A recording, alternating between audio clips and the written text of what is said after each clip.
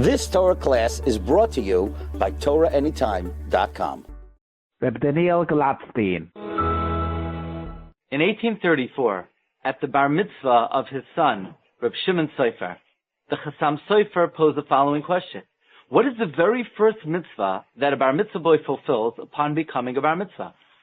And amazingly, the Chassam Sofer said the very first mitzvah bar mitzvah boy fulfills is the mitzvah of accepting the yoke of mitzvahs b'simcha. Accepting mitzvahs, performing mitzvahs b'simcha, is a mitzvah itself, like the pasuk says in the Parsha. Tachas asher lo yavareta es Hashem Elokecha b'simcha u'v'tuv levav me'roiv chayil. Because you did not serve Hashem out of joy, all of the curses of the Teichacha befell the Jewish people. From here we learn that it's not enough to fulfill mitzvahs. One needs to fulfill mitzvahs with joy, b'simcha. In fact, Rabbi Yehuda says that if we're punished for not fulfilling mitzvahs b'simcha, then there is great reward for fulfilling mitzvahs b'simcha.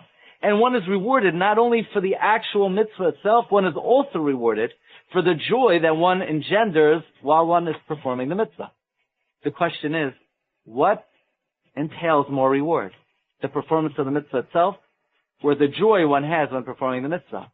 Says Rabbi Yehuda in the Kad HaKemach, the joy one has when performing the mitzvah is more valuable and engenders more reward than the performance of the mitzvah itself. How much more reward? What's the ratio? Now it's very interesting. The Gemara in Rosh Hashanah tells us on Daf Tes, on the pasuk, the inisem es nafshay sechem, the tisha lachodesh ba'erev, may erev ad erev tishbesu shabbatchem. The Torah tells us that one is obligated to eat on every Yom Kippur. But the Torah says it in a way that we're obligated to fast not only on the 10th, but on the 9th. And the Gemara asks, we're not obligated to fast on the 9th, only on the 10th. Says the Gemara, anyone who eats on the 9th, it's as if they fasted on the 9th and the 10th.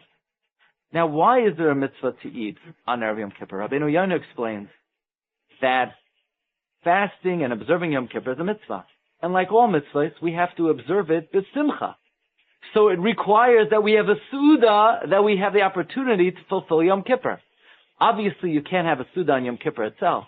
So what we do is, we have a Suda Erev Yom Kippur. And that Suda is the way that we fulfill fasting on Yom Kippur, the Simcha.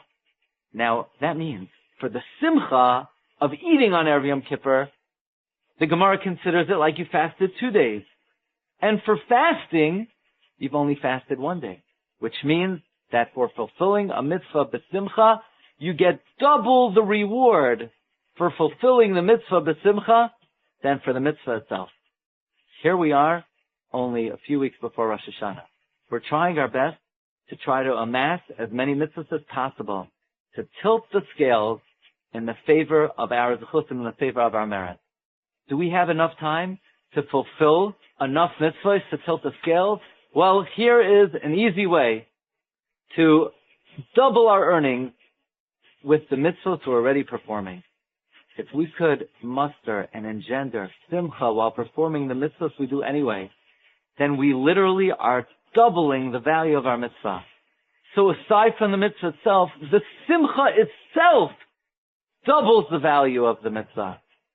So may Hashem give us the siyata d'shmaya and the menuchat hanefesh and the freedom of thought to muster the simcha that we should have by performing mitzvahs, and by doing so, we will be able to double our earnings, tilt the scales in favor of the chutz, and we shall all merit a shana tevu mevarechas achtiva v'chatimotay.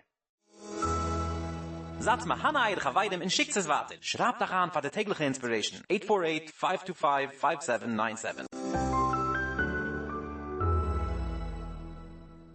You've just experienced another Torah class brought to you by TorahAnytime.com.